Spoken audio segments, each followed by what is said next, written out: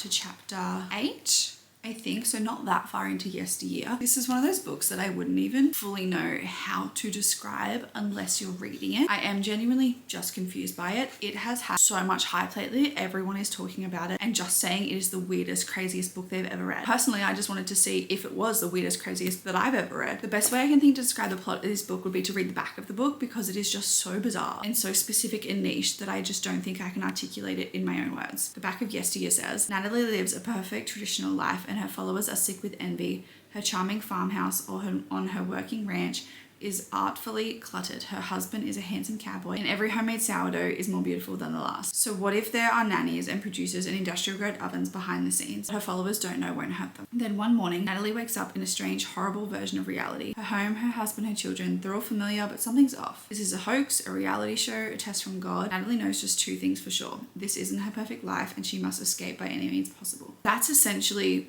the plot of the book, and that's honestly where I'm up to at this current point in chapter 8. We started with the setting of Natalie's life or not life. I don't really know what's real and what's not at this point. And then she wakes up in a different version of reality where everything feels kind of similar. The kids are kind of similar. They've got similar names. Her husband kind of looks like her husband. The house kind of looks like her house, but it's just not. And so she is trying to now escape. And I have zero idea where this book is going to go. I have no idea if technically this is a thriller and I'm meant to be scared about what's going on. I have zero clue. It does feel like it could be the setup to a horror film or something like that. That's how wild this is. The writing is good so far. I don't really have that many thoughts other than the fact that, yeah, it's pretty weird so far. I think it's going to take me a while to get into it before I actually have any proper thoughts, but I am excited to be reading it at the time when everyone's talking about it. A few girls at work, one has read it, one's about to read it. Everyone on social media is talking about it, and so I want to try read it while it has the hype around it and see what I think about it. This is also the book that I picked for my book club, which is in around a week's time. Just because I'd seen so many crazy things about it, I thought it would be the perfect book club pick. I feel like there's just going to be a lot of things to talk about with this one, so I am really looking forward to talking to the girls about it on Sunday. It's currently 8:30 and I have showered, skincare, dinner, everything is done. Just going to try and read as much as I can before I go to bed, and then I'll update you in the morning when I get a bit further in and have some more substantial thoughts.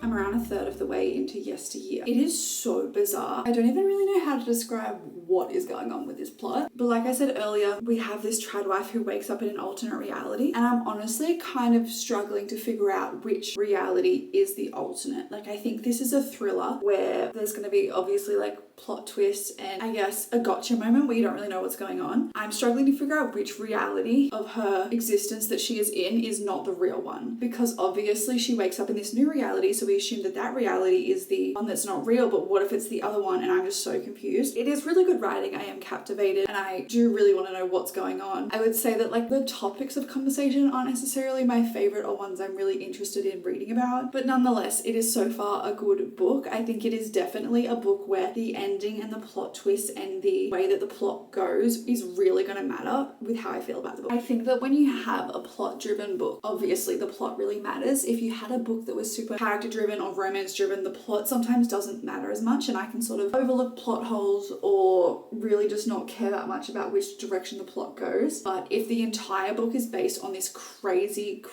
plot, it's going to need to be good for me to give it a 5 star. So I am intrigued to see which direction it ends up taking. It is currently around 8 p.m, so I'm just about to be ready for bed, and then I will continue reading. Hopefully I can get through a decent chunk. I would love to be, I don't know, halfway through by the time I go to bed. Fingers crossed, but I will update you in the morning.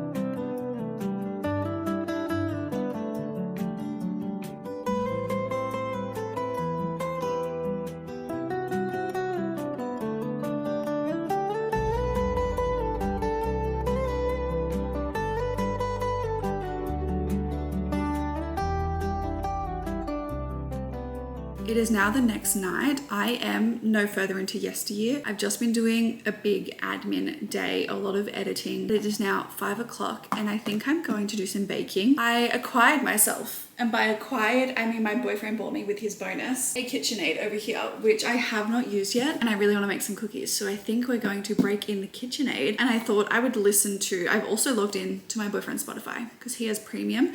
I do have premium, but it's part of my family plan with my family, so my dad gets the hours, so I do log into his as well. I think I'm going to listen to a little bit of Yesteryear and bake cookies. I think that Yesteryear is the kind of book that I need to binge. Like, I think that if I'm reading it slow and over time, it's going to get frustrating, but it's the kind of book that would be really fun to binge. So I think I'm going to switch between the audio and the physical for the rest of the night and just try and get through as much as I can. So I'm going to get baking, and then I will update you a bit later if I have any further thoughts. I just realized that this is the only amount of butter I have. And if I want to make cookies, I probably need more than that.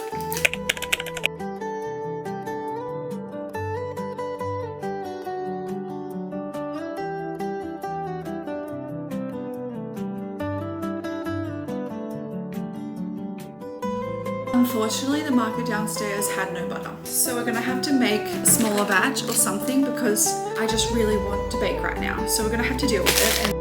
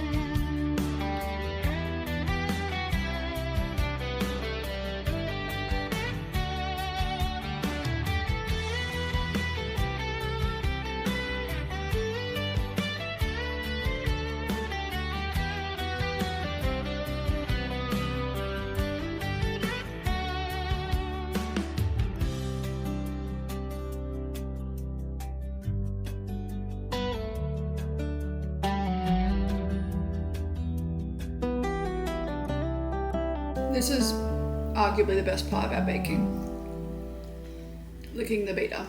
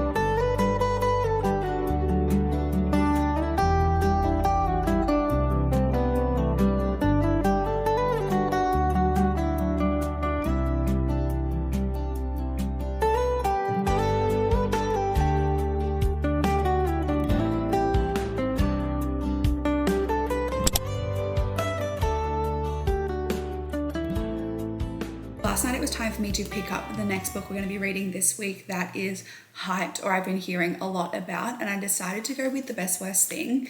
This probably had its hype a few months ago. I'm a little bit late to the hype, but I tried to start this a while ago and it just didn't hook me in the first couple chapters, and I was on the brink of a reading slump at the time, and so I said, nope, just wait until you're in the mood. And now I think I'm in the mood for a complicated, messy romance, which is the gist of what I think this book is about before going in. I ended up reading exactly 100 pages last night. I don't exactly know how I feel about it yet. I thought I was going to be loving it from the get-go, and I think the issue with some of these books that are hyped is that you have such high expectations that going into them, you think they're just going to be groundbreaking from the get-go, but books take their time, and so it's really tricky to then have such high expectations going in and just not feel it from the get-go. Am I setting myself up for failure? I don't know. Essentially in this book, we are following, I don't know if I'd call it a love triangle, because I don't think at all we're rooting for the other guy. However, the female main character, her name is Nicole, and she has been having fertility issues with her husband, Gabe, I think his name is. Yeah. Gabe for quite a while now, for years, and it's just not happening. They've been trying everything and they cannot get pregnant. In the first few chapters, you get the gist that her husband, terrible guy. We don't like him. We don't root for him. It's kind of from the get-go that we don't like him. And then the things that unravel in their relationship, it's on the back of the book. Okay, it's on the back of the book, so it's not a spoiler. Essentially, Nicole comes home one day and she finds out that her husband, who she has been trying so hard to have a child with, is actually sleeping with their dog walker, and she comes home to find that dog walker in the bedroom waiting for Gabe. So obviously their marriage then implodes from there. But then we kind of switch to this second chance moment where this guy from her past that she used to work with, Logan, comes back into the picture. Don't get me wrong, I absolutely love a second chance. It is one of my favorite tropes.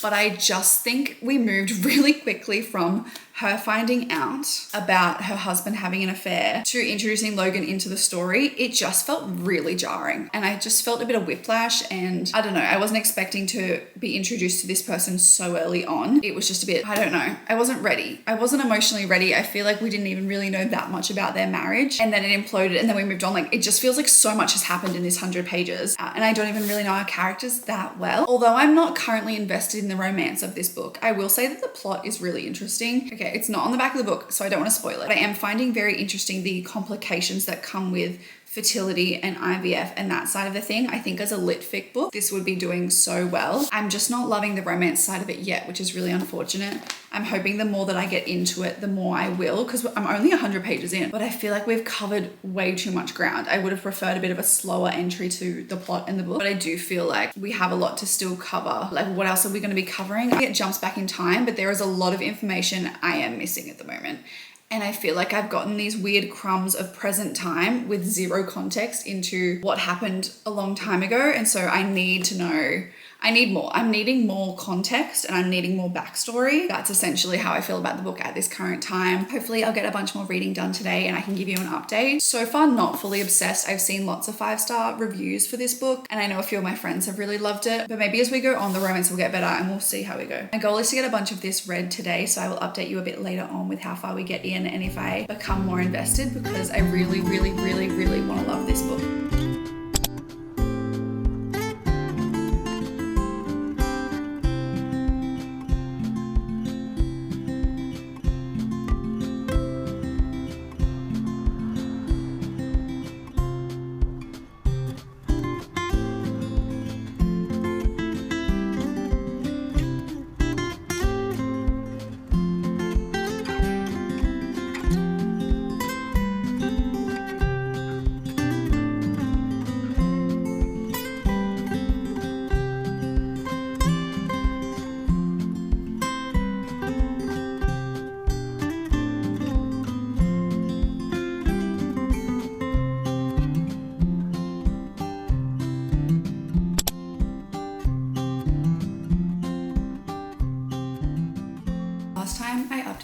I think I was around a third of the way into The Best Worst Thing. I have read a bit more now and I'm around 50% of the way in. I will say I am significantly more invested now than I was then. We have finally learned a lot more about our characters, a lot more about their backstory and what they've been through. And I think the way that it's written has really led us into the characters' lives and what they're going through.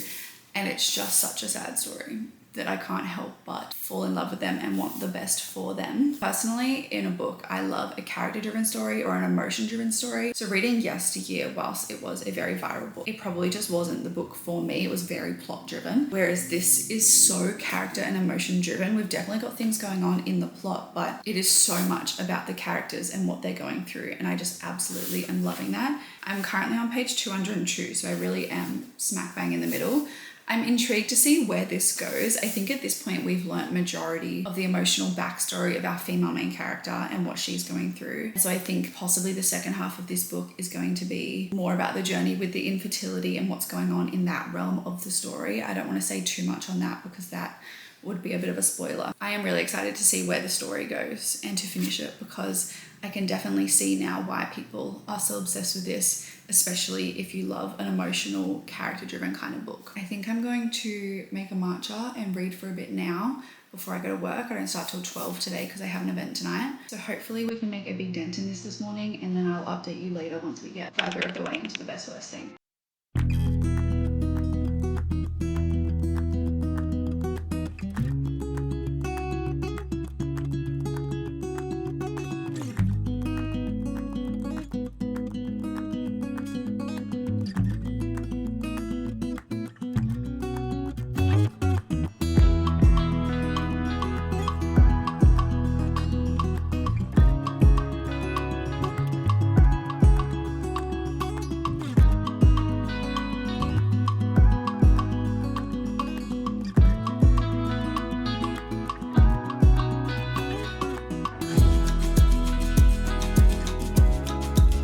Open this jar. Thank you.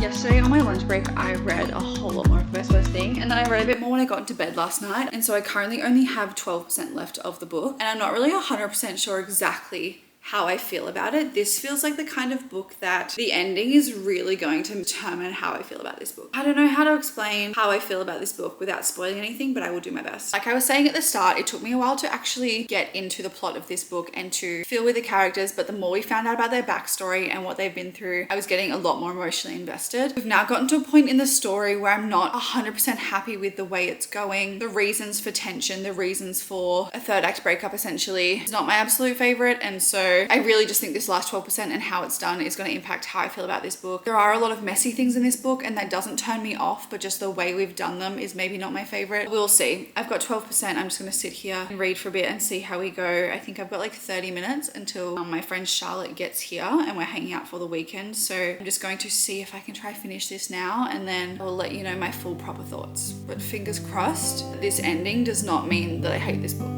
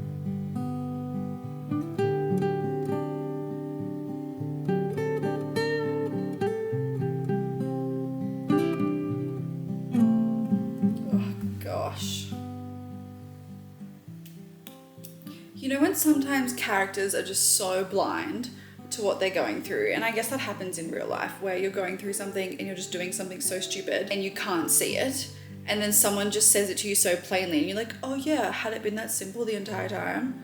Like, yes, it was that simple. My gosh. I know you've been through it, but girl, come on. That felt really self-explanatory. Like anyone could see that that was the solution. Oh gosh.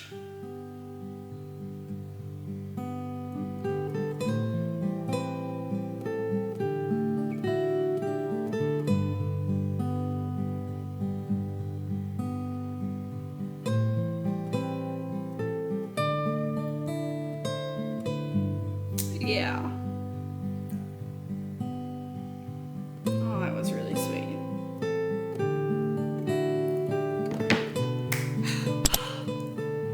I really don't know how I feel about this book because so many times I loved it and so many times it drove me insane. I ended up finishing The Best Worst Thing yesterday, and I just wanted to let myself sit, digest my thoughts about it, especially before starting a new book, because I'll get to it, but the next book I want to start is kind of in a similar vein, so I didn't want to start it last night. I wanted to give myself the time. Anywho, The Best Worst Thing, I feel like I'm underwhelmed just a little bit. I can see why it's hyped up. I can see that it's dramatic and emotional and addictive and all those things. I just think I'm a little underwhelmed. I don't love the way that the whole third act breakup situation happened. I understand that there was a lot of things going on and it was going to be an emotional, toxic, confusing situation. Here's my thing. I don't hate a miscommunication trope. I'm not saying this was exactly miscommunication, but things where it's miscommunication, kind of petty, kind of confusing, kind of self-sabotaging, let's just communicate properly kind of book. I don't hate that when done well. However, there was a lot of mess and miscommunication going on in this book, and our characters were like 35 to 40. And at that point, I just think you should know how to communicate.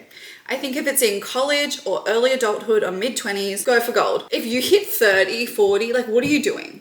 At this point, you should be able to tell this man you love him without being like, I'm gonna hold him back and I'm self-sabotage. Like, no, you should be over this by now. And I know I feel like my character went through a lot in this book. And so she is realizing all these things and she's learning all this stuff about her and she's having these revelations. I just wasn't sold on the whole third act breakup reunited situation. There was so much I did love about the book. I loved the writing. I loved Logan, one of our male main characters. I loved the concept and the plot, but there were just certain things that just magically fix themselves. And it was such a messy situation that it just felt like I wanted not a completely happily ever after. I kind of wanted some of the mess to stay there. I think that the messy books that end up being my favorite are the ones that stay messy. Like something does work, but something is still really messy. The whole intention of this book was for it to be a messy, emotional, dramatic romance, and we kind of get our happily ever after, which I don't know how I feel about that. Compare it to something like The Favorites, where you are drama. Like it is drama, emotional, toxic, and you sort of get a happily ever after, but there are also things that definitely do not work out.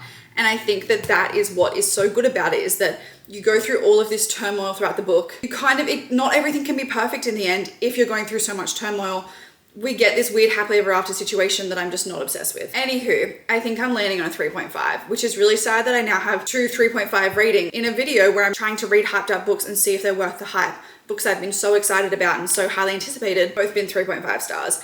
I am in dire need of a 5-star. I haven't had a 5-star in I think 2 months. And I just miss that feeling. I loved reading off campus recently. If you watch that vlog, you'll know that I was kicking my feet, giggling the entire time, but it just wasn't a 5-star. Like, I love the series. I love my time reading them and it's fun and silly and goofy, but it's not a 5-star. So I have my fingers crossed that the final book we are about to start reading for this video is at least a 4.5. Like, I just need something to bring me back to life and to be obsessed with. And so I'm putting all my eggs in this basket, but I have a feeling, let me get it, hold on. Yeah. I'm back. I have a feeling this book might do it. Now, I don't trust myself because the past 2 books didn't really deliver, but this one sounds right up my alley. However, I have seen that it is emotional romance, and so I wanted to just give myself a day after finishing The Best Worst Thing to move on, to think about something else before diving straight into another book that could be kind of similar. I'm puffed, I just ran to get that book. Am I that unfit? That's wild. Anywho, Into the Blue. All I know about this book is it is emotional, complicated, second chance, actors in New York, but like up and coming actors. Like, I think he's a famous actor. She's up and coming. I'm not really sure, but I've seen so many things about it on social media. It feels like everyone is reading it. It is so hyped up and I just need to know. And I'm really hoping it brings me back to life. It is currently Sunday afternoon. I have so many chores and cleaning and things to do. So I'm going to start by listening to it on the audio because none other than Julia Whalen narrates the audio. And if you don't know who she is, she narrates the Emily Henry audiobooks that are 10 out of 10, and listening to her voice just feels like coming home. So I think that's going to be a perfect way to start the reading experience. And I also just really want to start the book, but really need to clean the apartment. So I'm going to put my headphones on, clean for a bit, and then later tonight we'll get into reading the physical copy because it is one that I definitely want to read physically. I just think it's going to help if I have started it on audio while I'm doing these things because I really do want to dive in.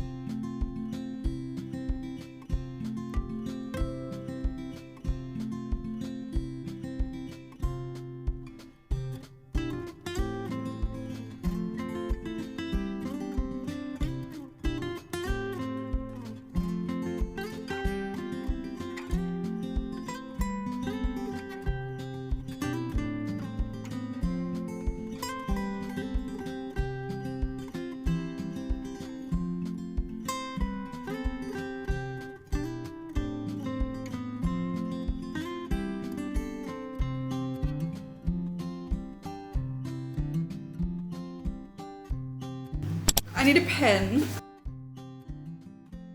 Good morning. It is the next day now. I'm just getting ready because I'm going to coffee with a friend, but it's beautiful weather out and we have had terrible weather lately, like just rain on rain on rain. And so I'm going to walk to coffee, and I thought that I could continue the audiobook of Into the Blue as I do that. Last night I read on my Kindle, I'm up to 27%. The way that the chapters work, there's like not really chapters, I guess. Well, there is, but it's not like chapter 1, chapter 2. There's 4 parts and then they're kind of sectioned. So me telling you what section I'm up to will have no, you know, like of where I'm up to. But I'm 27% in, and considering I started yesterday afternoon, I would say that's pretty good achievement. I thought it was going to take me a bit longer. It's a relatively chunky book for a romance, but I am powering through because honestly, it's quite addictive. It's written really well. I'm really enjoying the writing. I love a second chance. Like if there is a second chance done really well, it is some of my absolute favorite books. Like Happy Place, Women on Vacation, The Ex-Vows, like they are some of my top romance books. But if a second chance is done wrong, I hate it. Like it's one of those, it really needs to be done right, and then I'm absolutely obsessed. I've read a few lately where they just weren't that good, and then I started to lose faith in the second chance trope because I was like, well, maybe I don't like it as much as I think I do. What's going on? I'm loving this. I am absolutely loving the second chance part of this book so far. Like I said, it's in 4 parts. So part 1, you are learning about Noah and AJ, our 2 main characters, how they met, their backstory and whatnot when they're younger. Part 2 is 7 years later. So then the end of part 1, it's like no speaking. This is on the back of the book, by the way. Anyway, like I said, I'm about to go to coffee and I'm going to listen to the audiobook again on the walk. And then later today, I've got a few plans with family, but nothing else really. So I would love to get a lot more reading done today before the work week starts tomorrow. But we'll see how we go. Anyway, I'm gonna go for my walk now, have coffee, and then I'll update you later when we are further into the blue.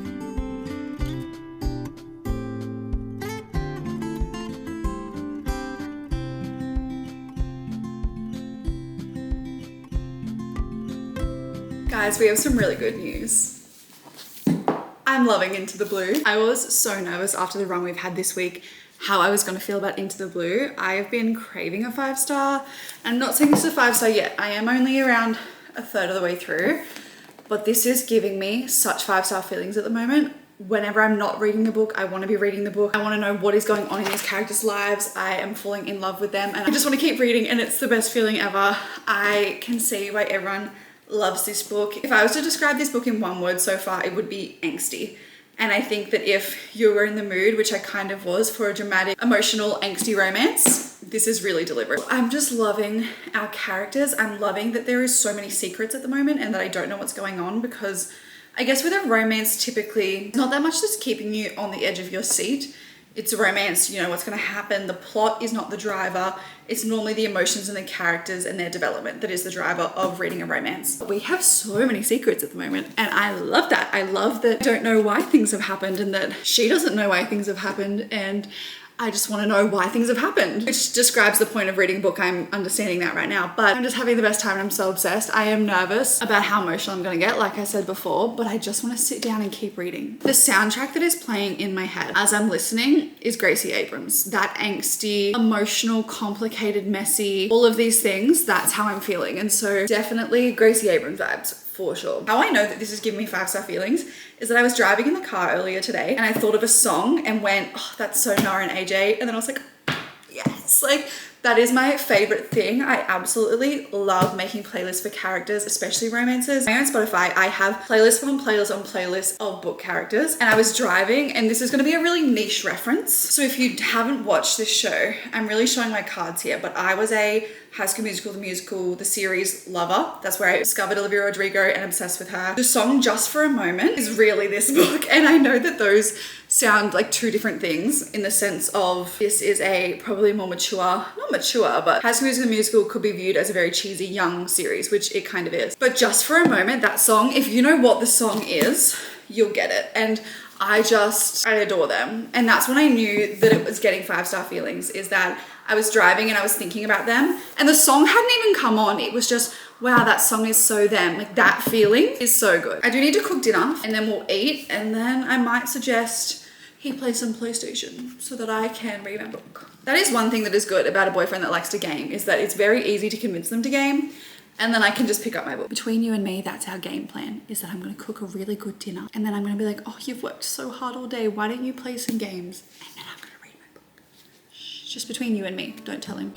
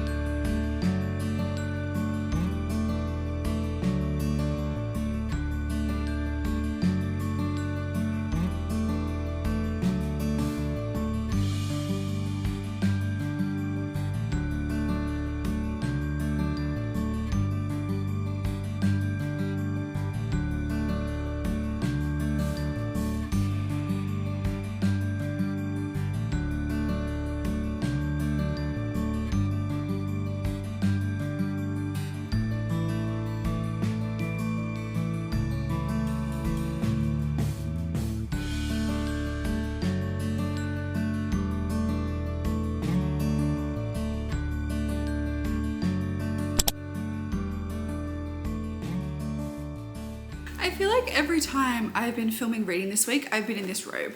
I swear they're different days, but our apartment is just so cold. It's currently winter in Australia and our winters aren't that cold, but they're really fresh when you have an apartment that doesn't have the best insulation, because we have an entire wall of glass and it just means it is so cold. It has been a couple of days since I have picked up Into the Blue.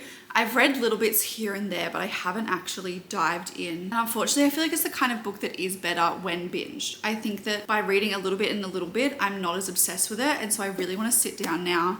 I do love our characters and love our story, but I'm just feeling a little bit deflated at the current point. I think I'm about 38% in. So I want to just sit and properly read for a bit. At the moment, we are doing a lot of build up with tension in the present timeline. I just need something to crack. I need them to interact in some way that gives me something. Like, I love a slow burn and I love knowing nothing and finding out later, but I need some kind of crumb. I need something that indicates why on earth have these events occurred and why are we here. I need something, just a little something. I'm currently on page 180. My goal for tonight is really to just get through as much as I can.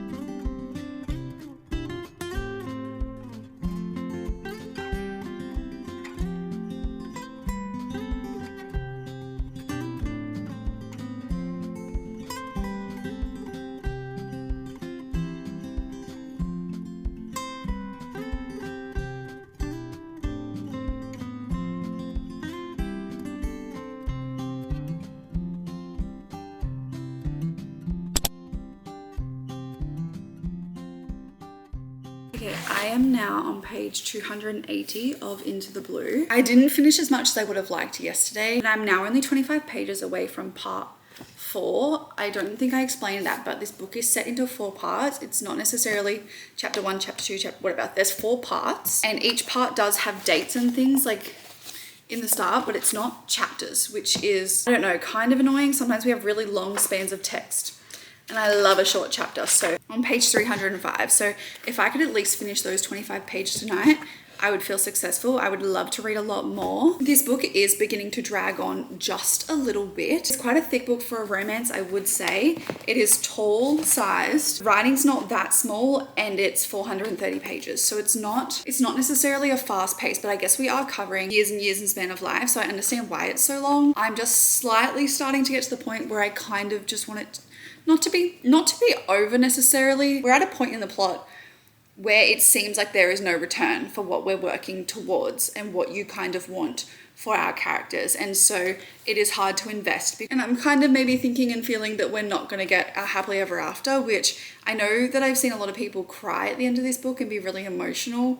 Based on what I know so far, I'm pretty sure I know what's going to happen at the end of the book. We have known since maybe 40% into the book something serious about one of our characters, and I'm nervous, I'm excited. I'm a bit nervous, but yeah, I'm getting to the point now where I just kind of want to start a new book, which is not a great feeling. I am absolutely loving it. I am loving him. I am loving our main character. He is definitely this kind of torture, damage, falling on my own sword, you know, I'm going to sacrifice myself so that you can have the life you have kind of thing. But how she has written some of the things he said, it's like out of a movie. It's like out of a book. Like, there's no other way you could describe it. This man is just genuinely so fictional beyond means. There is no way that the stuff coming out of his mouth would come out of an actual man's mouth. It's genuinely crazy. but it is written so well that every time he speaks, you can hear the pain in his voice and the pain in his love for her. It is really beautiful, and that I am really loving. The whole actor universe, I don't know if I'm really that invested in. When they were younger, they were actors. He comes from this famous family of actors. She was up and coming situation, wanted to be a writer. Now they're both in this TV show doing tours together, whatever. And I just don't think I'm really invested in that plot line. I don't really care if they make it or don't make it or what they're in and what they're doing. I just want to know what happens with their romance. I don't think the plot side of this is interesting me that much, but we spend a lot of time in the plot and with the side characters, and so for it to not be very interesting to me is difficult. I think the main thing that's pulling me towards the end of the book is just knowing what's going to happen with them. I actually don't really care about any of the side characters. Her best friend, one of her best friends, super annoying. Just, I don't know, I don't like any of the side characters. I know that's probably kind of the point, but they all kind of suck. I just want it to be over. My friend Tegan read this book and DNF'd it at about 70%. And when I was around 40% in, I was like, oh my gosh, how did you DNF this book at 70% based on everything we know? And now I'm at roughly 70% and I kind of get it. Not completely, but I think I could probably, if I put this down now and I picked up another book that I absolutely love, I'd probably not end up picking this one back up again. I'm really hoping that this ending is kind of going to destroy me emotionally. That's what I'm really craving. I need this to be more about them and learn more about their life. And I need this to be more about the couple and less about the plot right now. It is around 8 o'clock. I've just got the apartment to myself. So I will likely have some time to read. Whether I'm motivated to read this is probably a different story. Fingers crossed. I'm just praying I can sit down and read some more. I've spent quite a lot of time on my phone today, and I don't think I would have been doing that if I was super invested in where this book was at the moment. And I really kind of just want to move on, which is sad. But I think I'm going to audio for a little bit while I cook dinner, because I have been enjoying the audiobook of it, and then try and lock in. We'll see how we go.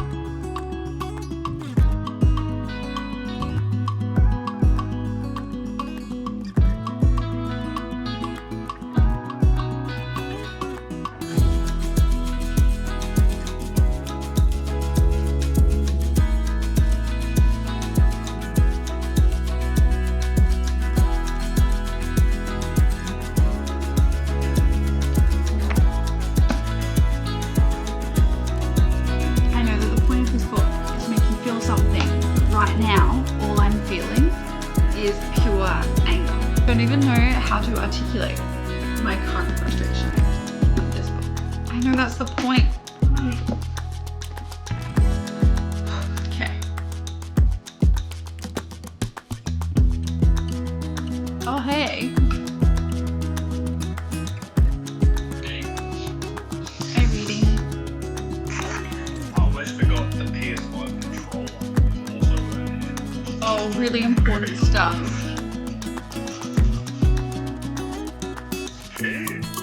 Oh, they can't wait. I know. I just realized I have to get out of bed so I can get your PS5. But I've already locked the door, done the lights, and I'm in bed.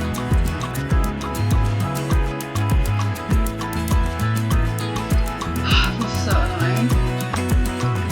Well, now I've officially finished all 3 books. They've got the hype books that I was going to get into, and I have some thoughts. I don't even know where to start. I don't think I gave my full thoughts on Yesteryear as I was reading it. I kind of wanted to wait to end the video to give you full proper thoughts on all 3 books. Also because this is one I just really had to digest, and it's been around a week or 10 days or so since I finished this. The further away I get from this, the more I don't like it. And now here's the thing. I don't not like this book because she's an unlikable character. I don't not like it because it's controversial or political or whatever. I did not enjoy the way it was written, which I think is then comes down to a personal preference thing. I feel like everyone and their mum either has read Yesteryear or knows about Yesteryear, but essentially we are following this trad wife that wakes up in an alternate reality, and you're trying to figure out which one is real, which one is not. This quote-unquote trad wife is actually an influencer, and she has a whole production team behind her to create this trad wife looking like. And so I guess I wasn't expecting, sorry, we have a main road like right by our apartment, so if you can hear that, I'm sorry.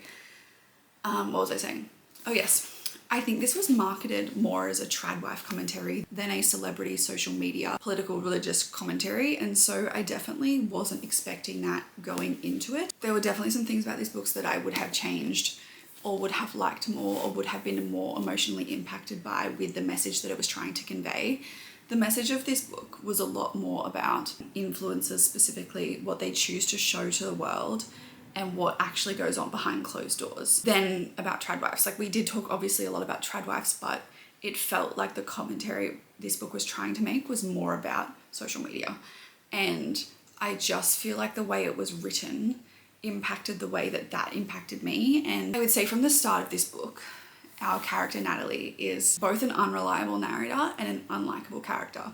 And I think that what would have made this much more emotionally impactful and like a whoa moment is if we liked her at the start as well. Because from the get-go, we don't like her, but with influencers, with celebrities, you normally start out by liking them. You don't know all of their secrets and the ins and outs of their lives from the get-go. You fall in love with them, then that's why you feel betrayed later down the line when you find out all these things about them. I know there's influencers that this book is loosely based around. Anyway, from the start, if you like them, you're going to feel more betrayed towards the end, and that's why it's this weird parasocial relationship that we have, is because we feel so invested in their lives. You then get betrayed by the secrets and the things behind the scenes when they eventually come out, which they normally do. I would have loved if this book was in third person, not first person.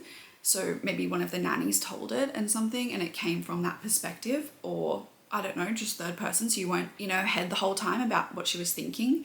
And I would have loved if we fell in love with her at the start of the book, and then you slowly found out there was a production team, there was a nanny, there was all of these things actually unraveling. I think that would have had a whole lot more impact about the influencer celebrity conversation.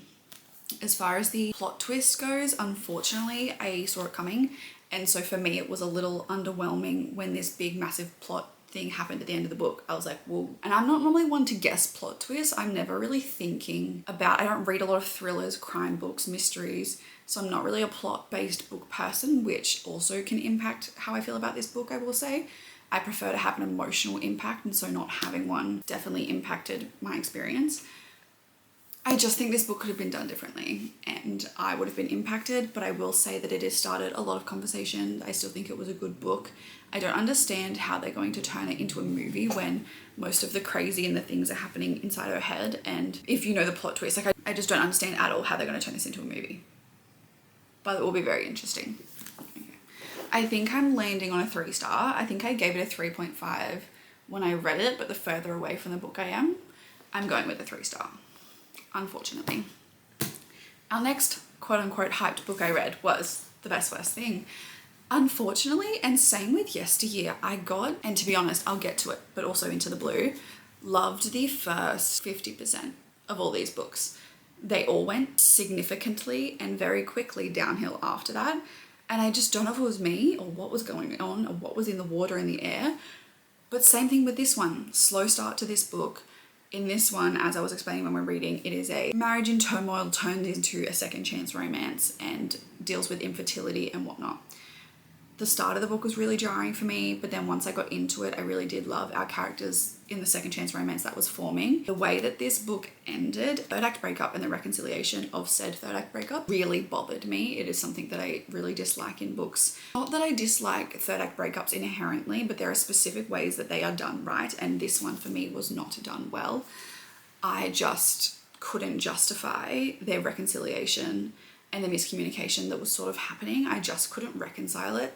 I think that second chance and miscommunication works really well in younger romances where the breakup happens when they're like teenagers or in college and then they're adults. So miscommunication makes sense. You're an adult. These people are like 40. I'm sorry, but just learn to communicate, please. And I love Happy Place. I love the X-Files. I don't mind miscommunication if done well. I just don't think it was done well in this book. And unfortunately, I was quite disappointed by the ending. Haven't thought about a character since. Probably couldn't tell you our female main character's name, and I moved on very quickly. I'm also thinking a 3-star because there were lots of things I did like about the middle chunk of the book. And I still think maybe if this is your kind of book, you would like it, but it just wasn't for me. So I'm thinking another 3-star. Now, the final book I read, Into the Blue, is probably the one I have the most complicated feelings about because I went into this one with such high expectations. The hype around this book sounds exactly like everything I would want from a book. The premise was dramatic emotional romance. I actually don't even mind a toxic romance if it is labeled as a toxic romance. This book, again, first 50% enjoyed. From the 50% onwards, I cannot explain to you. Well, I'm gonna try, but I don't feel like I can fully articulate the strength of emotion that I feel towards this book. And I'm so sorry if you loved this book because I'm about to tear it to shreds. And I don't like to give really bad negative reviews. I think that every book has a reader, and I truly believe that. And I think that if you loved this book, I'm so happy for you. And if you don't want to hear a negative review about it, please just click off the video now because, oh boy, I don't even know what to say. So essentially this book is another emotional second chance romance. And I swear I normally love those, which is why I thought I would love both of these books. However, I've never had a book where the male main character, and it even happened to me, has been so love bomby, emotionally manipulative and toxic, and no one calls it out. Like, no one says, hey, maybe that's probably not healthy behavior to be romanticizing. I just, like, okay, this next part, spoilers. So if you haven't read it or if you don't want to read it, please skip to this point in the video or just click off because once I'm finished ranting about this book, the video will be over. Thank you so much for watching, but I'm about to go to town. At the start of this second chance book, we are teenagers. To my understanding, he's 21 and she's 17. First red flag. They are best friends. When their first kiss happens, she is 17. Let's just let that sink in. And then moving on from that, we go into this like time period where they spend 12 years, I think it is, distant. And for the majority of the first half of the book, you don't know why they've spent 12 years not talking. She doesn't know why they've spent 12 years not talking. Our male main character Noah then reveals why he has been absent for that long and why he left her with no explanation, essentially ghosted her. So she now knows. They then go through this cycle where she is trying to move on with her life. She is engaged, she is doing all these things, and he just keeps nipping his way back in, popping in when he feels like it because he loves her. She loves him as well, but I just think there's this like over romanticizing nature about, well, it's your one true love. So it doesn't matter if they're toxic, and it doesn't matter if you need to leave your fiance, and it doesn't matter if X, Y, Z happened, but they're your one true love. And I just could not get behind it. I will say I have read Magnolia Parks. I love Magnolia Parks. That is definitely the vibe of Magnolia Parks. However, everyone calls out that it's toxic and everyone says, you guys are not healthy together. This is not okay. It's just BJ and Magnolia. It's so toxic, but everyone calls it out. And it is not over romanticized. They work on what they've been through. It is toxic, I'm aware, but it's just not trying to be anything but that. Whereas this felt like it was trying to be a rom-com and trying to be something that it wasn't. It wasn't calling it out for being toxic. It was just like, oh, but they're your one true love and you're meant to be. The universe is drawing you back together. No, he just keeps showing up in places he's not meant to be just because he loves her. Move on. You pushed her away and now you're drawing back on your terms. She's leaving her fiance. What is going on? Why are we romanticizing this toxic behavior? I just could not support it, unfortunately, and I'm so sorry if you loved this book, but that is just how I felt about it. I don't know. And the further I get from the book, I still feel that way. I feel icked out by a lot of the sexual content in this book. Did not love it. The way that it was mixed in with anger and arguments, and it just was not healthy to me whatsoever. If you like that in a book, go for gold. Was just not for me, which just makes me really sad because the whole point of this video was to read 3 hyped books. And those 3 hyped books were hopefully gonna give me a 5-star because I haven't had a 5-star since April, which has been really sad. It's currently June, so it's been 2 months, 2 very long months with no 5 stars. And I figured that if reading books that have been hyped, that were super high on my radar and my TV, I would find a 5-star. And unfortunately, I just found 3 books that disappointed me. Which I think goes to say that you don't just need to read a hyped book just because it's hyped if it doesn't sound good to you. I think you should just trust your gut feeling and trust your friends' recommendations because they know you best. So I don't know what I'm going to do next because I'm still on search for this 5-star. But unfortunately, this did not deliver in any way, shape or form. I am so sorry if you loved those books. They were just not my cup of tea, and I know that now, and that is fine, and I'm still glad that I've read them, and I can say that I've read them, and I'm not constantly wondering what the hype is about. I know what it's about.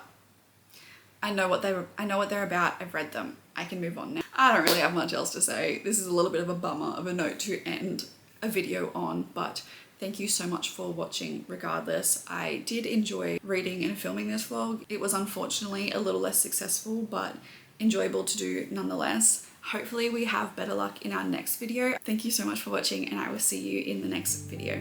Bye.